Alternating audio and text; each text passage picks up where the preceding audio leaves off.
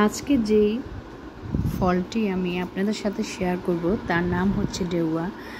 আপনাদের অঞ্চলে কার অঞ্চলে কী নামে একে চেনে আমি ঠিক জানি না, তবে আমাদের অঞ্চলে এটিকে ডেউয়া নামেই চেনে। তো আজকে আমি শেয়ার করব আপনাদের সাথে শর্টকাটের দেউয়া ভর্তার রেসিপিটি।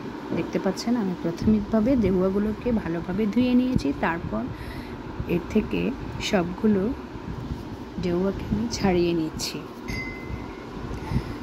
সবগুলো ডেউয়াকে এভাবে আমি ছেড়ে নিয়ে তারপর এতে আমি শুকনো মরিচ দিয়ে ভর্তাটা তৈরি করব।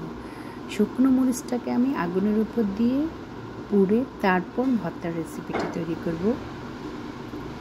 এই পোড়া মরিচের ভর্তার রেসিপিটি খেতে দারুণ লাগে।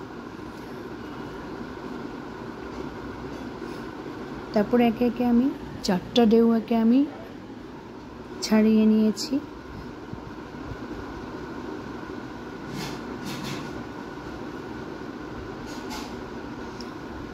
ছাড়িয়ে নেওয়ার পর ডেউয়াগুলোকে সুন্দরভাবে মেখে নিচ্ছি আমি। দিয়ে দিলাম আমি স্বাদ মতো লবণ।